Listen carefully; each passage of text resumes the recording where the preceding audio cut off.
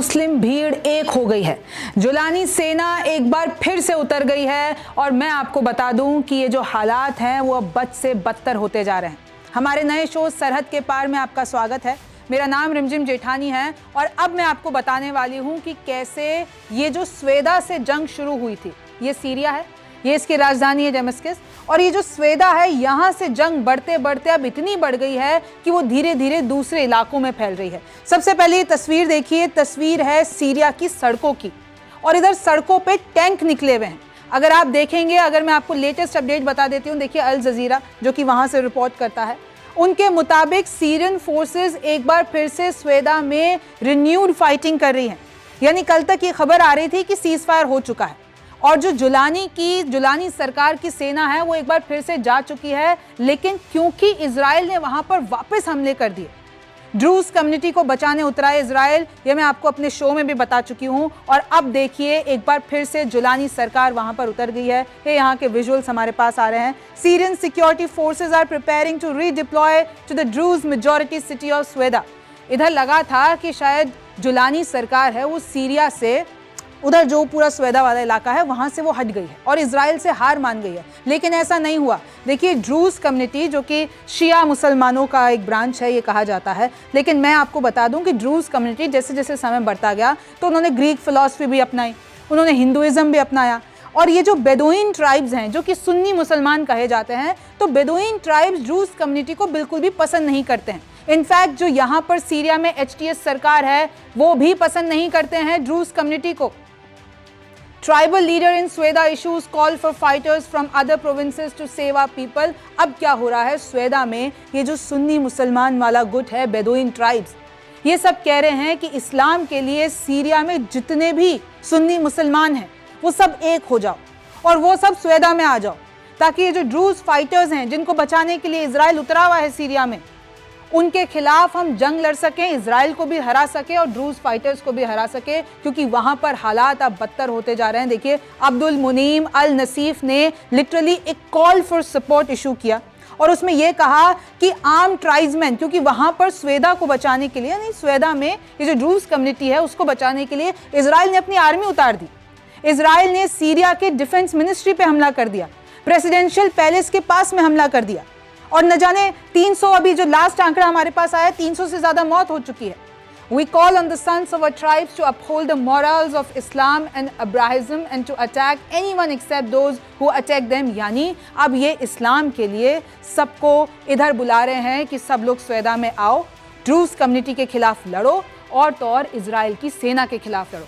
Syrian forces prepare to redeploy to Sweda in response to fighting। Interior ministry की तरफ से बयान आया है कि कैसे इजराइल ने पहले सीरिया की जो सरकार है, HTS सरकार, अल जुलानी की सरकार, उनको कहा कि स्वेदा रीजन छोड़ दो, और यह भी देखा गया कि सीरिया की सरकार ने अपने लड़ाके वहां से विड्रॉ कर दिए, लेकिन इजराइल ने फिर वहां पर हमला कर दिया, आउटस्कर्ट्स में फिर हमला हो गया। उसके बाद देखिए कैसे अब जो जुलानी की सरकार है अब वो हार नहीं मानेगी, वो कह रहे हैं कि हम फिर से हमला करेंगे और अब हम इजराइल को छोड़ेंगे नहीं। अगर मैं आपको और अपडेट्स बता देती हूँ, देखिए वैसे भी अगर मैं आपको मोस्टली मिडिल ईस्टर्न कंट्रीज बता देती हूँ, चाहे वो कतर है, तुर्की है, सऊदी अरेबिया है, वो सब बोल चुके हैं इजराइल के खिलाफ कि इजराइल ने जो सीरिया पे अचानक से हमला कर दिया है, उनकी संप्रभुता पर यह हमला है और सीरिया पर ऐसा इजराइल को नहीं करना चाहिए था। इनफैक्ट UN तक इमरजेंसी मीटिंग बैठ गई है। कतर के जो अमीर हैं शेख तमीम बिन हमद, उन्होंने कहा है कि इजराइल ने जिस तरीके से हमला किया है हम उसकी कड़ी निंदा करते हैं। और अब देखिए इससे ये भी पता चल रहा है, US ने कह दिया भाई हमारा इन्वॉल्वमेंट नहीं है, लेकिन आपको डेजावू नहीं हो रहा ये सुन के? जब इजराइल ने ईरान पे हमला किया था तब भी US ने कहा था, शुरू में तो कहा था इसमें हमको तो कोई पता नहीं था, नहीं पता था, हमारा कोई इन्वॉल्वमेंट नहीं है, और बाद में US ने खुद ही जाके ईरान पे हमला कर दिया।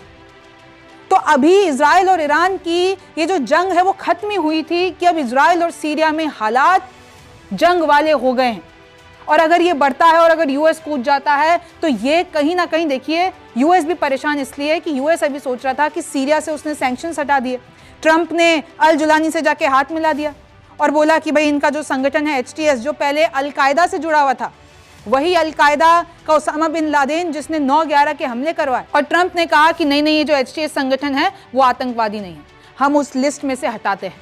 सीरिया पे सारे सैंक्शंस हटाते हैं, लेकिन शर्त यह है कि इजराइल से वो दोस्ती बढ़ाएंगे। लेकिन इधर तो इजराइल ने हमला ही कर दिया सीरिया पे। अब दोस्ती तो छोड़ दीजिए, यूएस को कहीं अपने दोस्त इजराइल को बचाने के लिए कूदना ना पड़ जाए। और आपको पता है यूएस जब कूदता है तो क्या होता है, फिर सब वर्ल्ड वॉर 3 की बातें करने लगते हैं। तो यही हो रहा है। और देखिए, इजराइल के खिलाफ एक और विरोध प्रदर्शन इसलिए हो रहा है क्योंकि गाजा में सिर्फ एकमात्र कैथोलिक चर्च है जिस पर अटैक कर दिया इजराइल ने। वहां पर 3 लोगों की मृत्यु हो चुकी है, और तो और एक प्रीस्ट हैं जो कि पोप फ्रांसिस के बेहद करीब थे, वो घायल हो गए हैं। और अब इंटरनेशनल कम्युनिटी में बहुत इसकी निंदा हुई कि कैसे इजराइल ने उसे एक चर्च पे हमला कर दिया। इनफैक्ट नेतन्याहू ने कहीं ना कहीं अपनी ये जो गलती है वो मानी, और यूएस से जब प्रेशर आया तो नेतन्याहू ने कहा कि हाँ वो शेलिंग से हमसे गलती हो गई और हमें गिल्ट है इस बात का कि हमने चर्च पे हमला किया, धार्मिक स्थल पे हमला किया। और ये तस्वीर जो मैं आपको बता रही हूँ, ये स्वेदा की तस्वीर है। आप देखिए किस तरीके से टैंक्स, किस तरीके से लड़ाके, मशीन गन हाथ में लहरा के बस अंधाधुंध फायरिंग किए जा रहे हैं। और वो भी मैंने विजुअल्स आपको पहले दिखाए थे। अगर आप देखेंगे ना, अभी भी सीरिया एक बार जाके लिख दीजिए सोशल मीडिया पर, आपको दिखेंगे। अगर आप एक्स पे भी जाते हैं तो लिटरली प्रताड़ना हो रही है वहाँ पे, मूछें काटी जा रही हैं, पीटा जा रहा है, मारा जा रहा है, लूट की जा रही है, गोलियां चलाई जा रही है। विजुअल्स आपको मैं नहीं दिखा सकती हूँ। Israel strikes near Syria Sweida, first raid after Syrian troops withdrawal. भाई ये कहा जा रहा है जब सीरियन ट्रूप्स ने विड्रॉ कर दिया स्वेदा से, तो फिर क्यों इजराइल ने वापस हमला किया?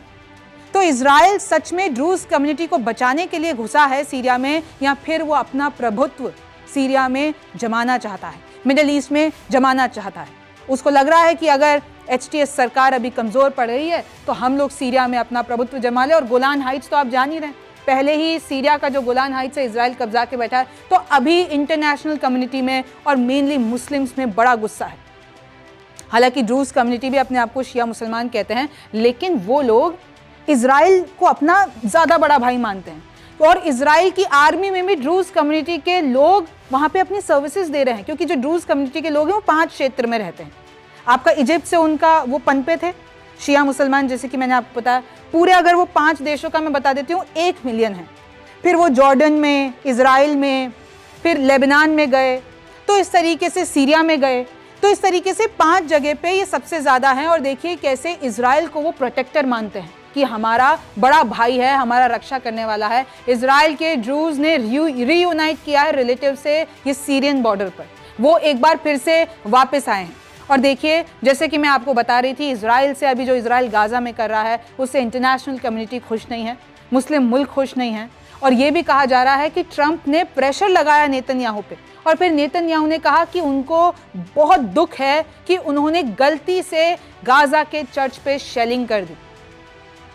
तो कहीं ना कहीं अब आप ये भी देख सकते हैं कि नेतन्याहू की सरकार भी खतरे में आ गई है। उनके जो कुर्सी होती है उसके 4 पैर है तो 2 तो टूट चुके हैं। इनकी सरकार खतरे में है, नेतन्याहू सरकार गिर सकती है। इनके जो मंत्री जो गठबंधन में थे उन्होंने नाम वापस ले लिए हैं। तो नेतन्याहू के अभी जो है नक्षत्र ठीक नहीं चल रहे हैं। और अब आप देख सकते हैं कि कैसे, चाहे वो UN हो, चाहे वो मुस्लिम कंट्रीज हो, चाहे वो मिडिल ईस्टर्न कंट्रीज हो, चाहे अब वो ट्रंप भी हो। ट्रंप ने क्योंकि मिडिल ईस्ट से एक पूरी दोस्ती यारी का सौदा कर रखा है, अभी व्हाइट हाउस में बुलाया था मिडिल ईस्टर्न कंट्रीज के मुखियाओं को। और अगर इसी बीच में इजराइल ऐसे हमले करेगा, वहाँ पर जंग बढ़ाता रहेगा, तो ट्रंप भी कहीं इजराइल से परेशान ना हो जाए, नेतन्याहू से परेशान ना हो जाए। अब इस पे आगे क्या होगा ये तो वक्त बताएगा। आप हमारा नया शो सरहद के पार देख रहे थे। मेरा नाम रिमझिम जेठानी है। आपसे फिर मुलाकात होगी।